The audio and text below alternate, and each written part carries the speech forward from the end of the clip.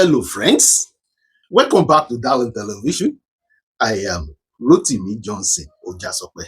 A lot has been happening recently, and things are falling apart in rapid succession. And I'll be talking about PDP or PDPs. Yes, PDPs. These issues that have been happening in PDP, court judgment, counter judgment, BOT, BOTs, NEC, NECs, convention, no convention, fallout. And I'm capturing this. PDP at war with itself, gangsterism, factional BOTs, and secretariat takeover.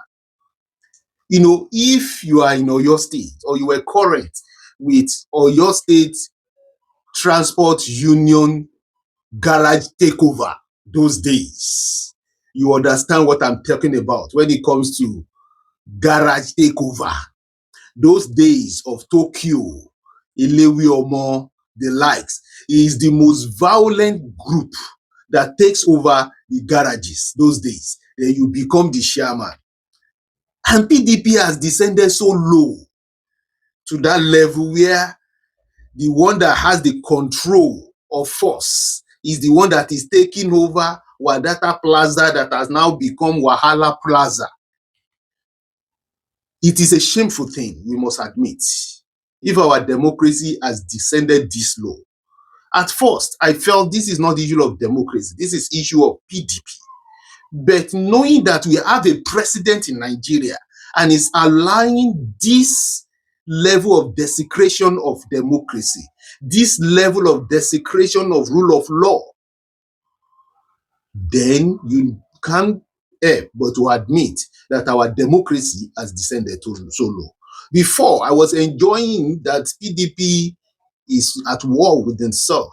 But on deeper look, because I've always stood for viral and viable opposition party, we need alternative. We need opposition, a very strong opposition party for our democracy to continue to advance. But when it has descended to this level, then you know something is wrong.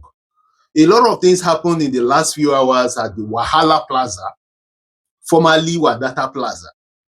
But my position is that PDP has descended so low to the level of gangsterism.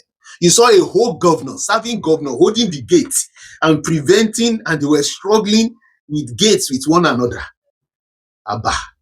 You saw policemen fighting one another. Nigerian police fighting, Nigerian security agents fighting one another at the party secretariat. So on whose side is the law?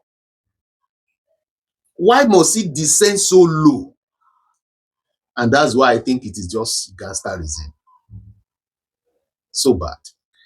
The PDP is facing one of its worst internal crises since 1999. What used to be political disagreement has mutated into raw gangster statics. Courtrooms, NECs, BOTs, and even the National Secretariat have become battlegrounds. Counter court orders issued within hours, judgments used as weapons, suspensions and counter suspensions flying around, parallel announcements.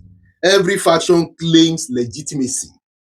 Party organs operating like rival gangs, not democratic structures. Emergence of two or more NECs, each claiming to be the authentic one. Leaders holding NEC meetings in different locations. Confusion among stakeholders, delegates, state chapters, and national officers don't know who to obey. Confusion. Break bone. PDP's national image hits an all-time low. Factional BOTs, that have never happened before. That a party will descend, will be so confused and so quarrelsome to the point of having factional BOT. BOT, once the elders council, now divided. Seniors who should meditate are picking sides. The moral compass of the party is lost. Elders battling for relevance instead of peace. Judicial confusion too is not left out. Court issuing contradictory rulings within days. Each faction rushing to secure injunctions to remain in office. Judiciary becoming the referee for PDP's internal gangsterism.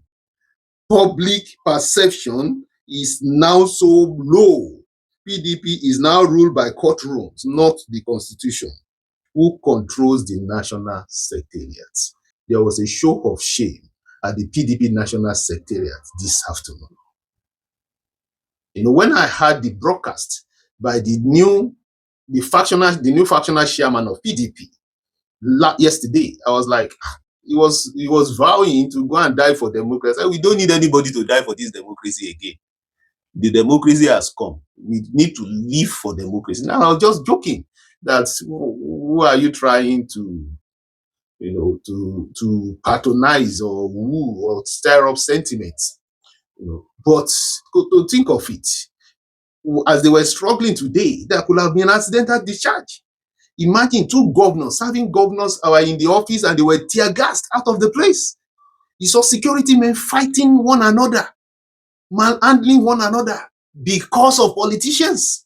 On whose side is the law? That's my question. Because the police are supposed to defend the constitution of the country. They are supposed to take side with the court rulings. So on whose side? So it's yam, pepper, scatter, scatter. And it is so disheartening that we have allowed our democracy to descend this low. The implication of this is that a divided PDP cannot pose a serious threat in 2027. State chapters begin aligning with stronger factions. Voters lose confidence in the party that cannot govern itself, and aspirants will start thinking of alternative to PDP. That's bad enough. Let's go on. The big warning: PDP's crisis is no longer internal, it's nationally destabilizing. The descent into gangsterism is a threat to Nigeria's democratic stability. If the party does not fix this, it may implode before 2027. Conclusion: PDP is at war with itself. Gangster tactics have replaced party discipline. Only a unified, credible leadership intervention can save the party. Until then, shall rules at Wadata Plaza. Wadata Plaza has become Wahala Plaza. There are more grievous implications to this. Just a few weeks ago, we were discussing and debating the issue of the suspicion of coup d'etat. And this show of shame at the Wadata Plaza is an embarrassment to our democracy, which Mr. President must start to order with urgent alacrity as Commander-in-Chief of the Armed Forces.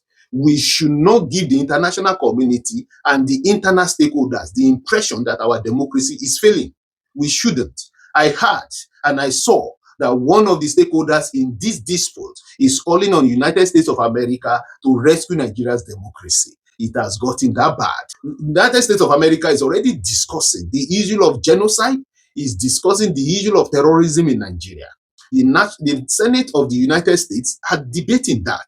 So, and in the same week of this debate, we have had a serving general slaughtered by terrorists in Nigeria. We have had a school pupils, 25 girls abducted away from their schools and their vice principal killed this same week. There have been about 100 of Nigerians killed at different spots by bandits, by terrorists this same week.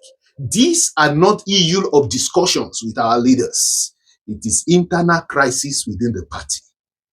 And this is a serious alarm for our democracy. If a party that used to rule this country, a party that has been the major opposition party for over a decade, has descended to the level of gangsterism, and Mr. President is fingered in an attempt to kill opposition parties, there is cause for alarm. A serious cause for alarm. A very serious cause for alarm, you say.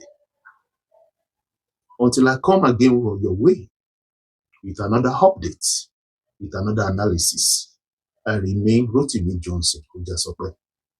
I hope to see you soon. God bless Nigeria. Thank you.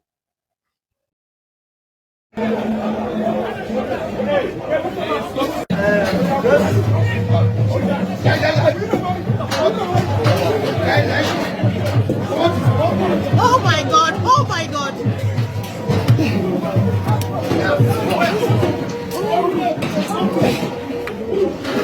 Oh my God!